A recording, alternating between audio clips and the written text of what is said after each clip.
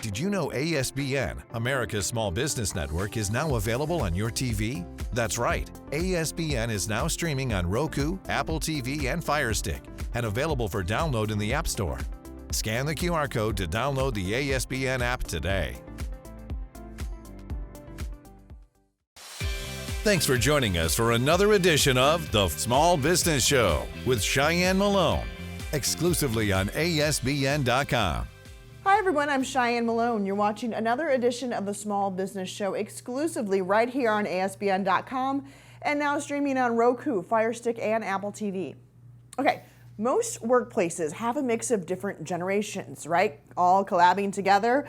Today we're taking a look at strategies that bridge generational gaps while at the same time inspiring and retaining your employees. Serial entrepreneur, creative director, author, and keynote speaker Brad Szollose. He joins us to discuss multi-generational management. Brad, welcome. Thank you, Shyann, for having me. I appreciate it. I'm thinking and I'm reading and preparing for the segment, and I see it makes complete sense. Tell us about yourself and how you even got into this realm of things. Well, I started out, I'm a baby boomer, and I know that made me angry when I found out I was a baby boomer back in the 90s. But I started my first business in 1979, and don't be impressed with that. I started it because my father made it impossible to ask for a $20 bill, okay, to go out and have pizza, okay? Good man. So it was easier, it was easier to start a business. My Hungarian father felt it was better if I started a business. So fast forward years later, I had 3 or 4 other businesses. My fourth business, I started with a buddy from college, Doug Cleek. And what happened is about a year into the business, we decided to become an internet development company. In other words, we would design websites. And all of a sudden, we exploded. We grew from the two of us to 60 employees, offices worldwide, Dusseldorf, Germany, Washington, D.C., New York City. And I started to notice every time we hired employees that were a little bit younger than me, they were acting strange. And a lot of you today who are listening or watching, you know that you have a little trouble with some of your employees of a certain age. So I was getting that first wave of what is going on in this company. And I just started doing the research through the years, wrote the book about it, and this is what I specialize in. Okay, so what is multi-generational management? It is having a deep understanding that what motivates a millennial will never motivate a baby boomer. And also knowing what Gen X wants, what millennials wants, and the next generation that's coming up, Gen Z. What do they want? Break it down for us. Well, boomers are now probably very frustrated that some of their bosses are 10 to 20 years younger than them, because they were taught that you work hard, you get all the way up to the corner office, you get the good salary, everybody worships you and comes up to you and says, "How did you do it, Chet? How did you get there?" And that has been flipped, because a new generation coming out of college way back in the 90s, they were already trained in business skills, computer skills, all these things, and they pushed up into the hierarchy and flipped it on its ear. So now you have a generation, younger generation, that has been trained in the tools of the 21st century. From video games to computers to programming, you name it, they prefer to work online. They prefer to work in teams. Everything that was influenced, by the way, by video games. I actually have props, and I have to show them to you so everybody gets it. What was the most interactive thing that a baby boomer could use? They used one of these, a GAF Viewmaster, for those of you listening at home. If you had one of these, you were cool. But if the power went out and the sun went down, guess what? You couldn't use it. In 1984, all of a sudden, along came Sega and Nintendo, and almost everybody born after 1984 got one of these, which is a Nintendo 64 game controller. So do you think maybe our brains are a little bit different? And that's the big difference. Yeah. Yeah, definitely. A lot different. Yeah. So then what strategies do you use to help inspire these employees of different generations? Well, one of the things I do is I put somebody in charge of our rewards program. at my company. And what we did is we had 3 or 4 big projects that we were all getting ready to do. And we decided to reward our employees with a ski trip. Now, they came up with this idea. We didn't. So I put an employee in charge of what everybody else might want to do to inspire them. Let them come up with the ideas for a reward system in the company. And guess what? We went to Stratton. We paid for half of the trip, everybody's price, and we also got a chartered bus to take them up there. Do you know that increased motivation and productivity by like 1,000%? Just a simple trip where everybody got to know each other and got to bond and fall down on skis. I love that. So as you talk about new generations, as they enter the workforce, how do you use multi-generational management to evolve the future? One of the things that they did a study, and this is many years ago, this might be old data, but what they discovered is people were winding up in management positions in their 30s, okay? But they didn't get leadership training until they were in their 40s. So here you have 10 years of bad decision-making or not knowing if they made a good decision in their leadership strategies. So I know this is going to have to happen. You're going to have to remove the paradigm of age is how you rise up in ranks, and you're just going to bite the bullet and do leadership training at a much, much earlier age. I think that's incredibly important because you have young people, if you find them and they want to stay with your company, they are really going to want that leadership training. No, I correct myself.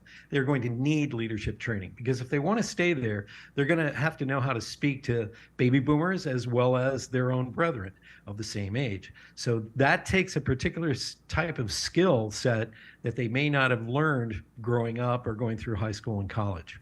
So how do you bring that to their attention? You got younger generation, moving through the ranks and doing well.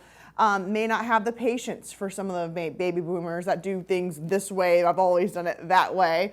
How do you bring that to their attention to make them better? Well, I think you have to help everybody understand the why. Baby boomers, they seem to work slower, and it's not because they're slow. It's because we were taught to do our work right the first time and then turn it in. So no typos, no messed up code, everything has to be perfect. You have a new generation. And by the way, I don't want to stereotype and put everybody into boxes. These are just clues. Sure. Sometimes you will find that a millennial or a Gen Xer will rush to the finish line to try and get their work done, and then they'll fix the mistakes later.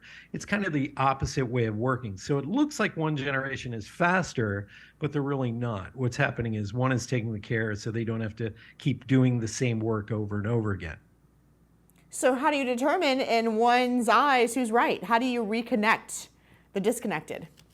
You really have to find that superstar in your group that actually, and you can spot them a mile away. They're the ones that are there early at the meetings. Everybody gathers around them. They want to listen to them. They want to talk to them. Usually they're crushing their sales or their numbers, whatever.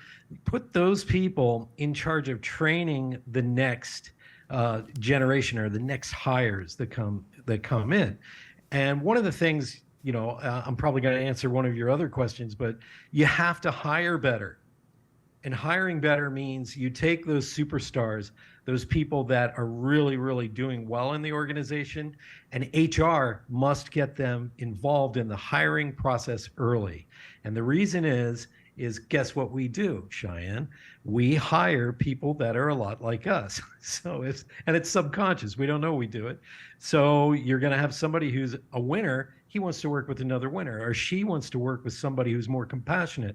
So you take your top performers and get them involved in the hiring process. And before you know it, you're going to have A players all across the board.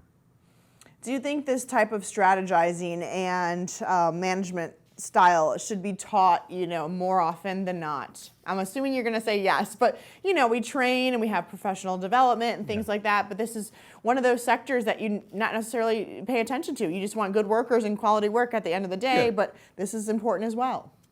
It's the old paradigm from my father's day. It's command and control. In other words, sit down, shut up, and listen. That was my father's motto. So now you have a new generation. You really have to start listening to the next generation. You have to start listening to the trends that are happening. I recommend reverse mentorship is one of the things I like to recommend, where a baby boomer or the owner of the company, the founder, takes that young person out to coffee and finds out what they're passionate about, what they love. What are the new trends coming up that could decimate your business sector? And you will find out the magic when you just take that time out to sit with somebody and ask them, well, what do you think? Mm-hmm. And it doesn't matter that they're 24. What do you think? Mm-hmm. Yeah, they're there for a reason, just as you are. It's funny, I found myself being in the field working with some older photographers sometimes, and not having the patience, right? You got to cut this and turn this, and you're fast, you're so eager. But then I also take a step back and say, you know what? When my dad was working, he was probably working with some young punk kid like me. With the same thought process. So give them some grace. And I think just finding that balance and commonality, because again, they're both there to achieve good results at the end of the day. What final thoughts do you have for us and our viewers? All I can say is this: leadership, management, building a business, all the rules are gone. Now, there are some rules that will always be there, like try to be on time for meetings, okay? But the reality is you have a new generation. The barrier to entry on software and business and creating a business is actually incredibly low right now. So you need to take those people in your workforce, and as you hire better, like I had mentioned, you're going to see results that you didn't think were possible. Because as a leader, a business owner, an entrepreneur, you'll be stepping back more and letting your corporate culture build your company. And that's probably the biggest key to my success, was letting other people at some point run the company for me. And I feel that's incredibly important, because young people, I hate to say it, they're on the front lines, folks. They see the new trends, the software, the business trends, everything. Get on board and listen to them. All right, point taken. Brad Szollose, serial entrepreneur, creative director, author, and keynote speaker. Thanks so much for your time today, Brad. Thank you, Shyann. And thank all of you for watching the Small Business Show exclusively on ASBN.com and now streaming on Roku, Fire Stick, and Apple TV. Thanks for joining us for another edition of The Small Business Show with Shyann Malone, exclusively on ASBN.com.